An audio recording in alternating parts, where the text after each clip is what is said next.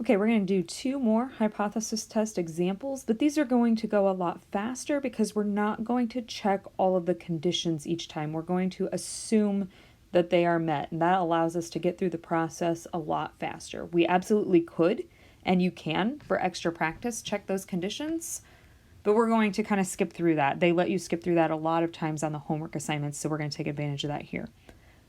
Okay, so we have a group of medical researchers. They knew from previous studies that in the past, about 39% of all men between the ages of 45 and 59 were regularly active.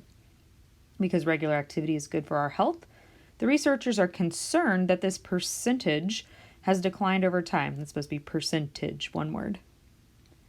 For this reason, they selected a random sample without replacement of 1,927 men in this age group and interviewed them. Out of the sample, 680 said they were regularly active. We want to carry out a hypothesis test to determine whether the proportion of regularly active men in this age group has declined. And we're going to use that standard significance level. So there's all kinds of really important information that has been said to us there. So we've got our 39% that it always has been, this p-value that is sort of accepted. And then we've got...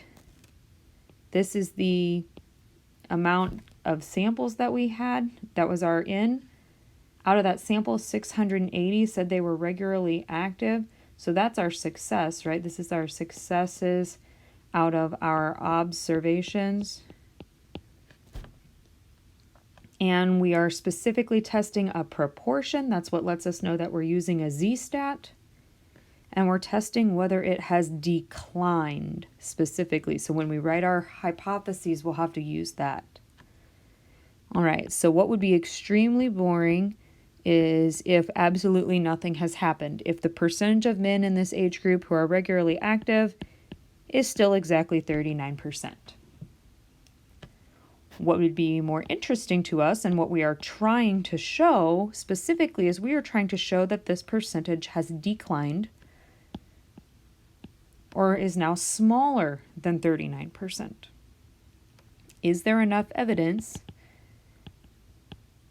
to say this? That's what we're going to find out.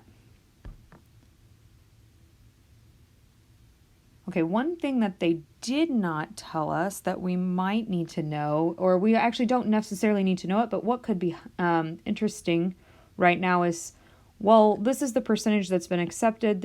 We're trying to show it went down. What was the percentage? What was the p hat out of our sample? So if we toss 680 over 1927 and divide that out, that comes out as about 35%, 0.35. So it's always been 39%. This one sample that we took showed 35%. So kind of the question is that a big enough difference to say, yes, we believe it really has went down? Or could that difference right there, that 4% difference, just be due to the random sampling process? And we just so happened to pick some men who in this particular group were a little less active. If we were to do this over and over again, maybe we'd get closer to that 39% every time. Maybe this is not enough evidence to say that anything has changed. So that's what our test is going to tell us. We're going to skip the conditions. I do want to note that our alpha is going to be 0.05, and we are indeed using the z-stat. Now we can go to StatCrunch and just tell it this information. So get back into our proportion stats with summary. The successes here was 680 of the men out of 1927 total.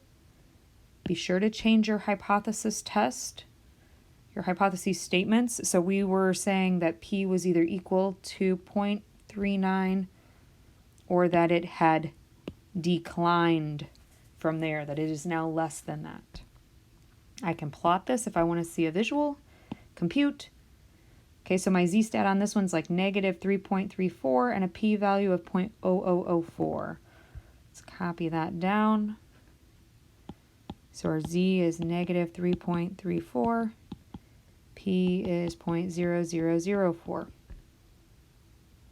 I have enough to interpret here. All I need to interpret is I need that p-value, and I compare it to alpha. So since this p came back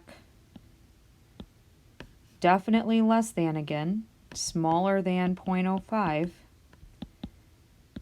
We reject the null hypothesis. So again on this one, similarly to our first one, we can reject the null. We did provide enough evidence to go with the alternate. So I can say that there is enough evidence to conclude that the percent of regularly active men in this age group, you gotta be very specific, right? It's not even all men, it's just men in this age group, has declined from 39%. We did show enough evidence so that even that just 4% swing was enough to say, yeah, we do believe that it has declined. Notice I never use the word prove. That's a touchy word, so say things like we can show it or we can conclude it. What does this look like? That would be what our image would show in StatCrunch. So this one was a one-tailed, right? It was only in the less than direction. So when it came out as like negative 3.34, it's back here.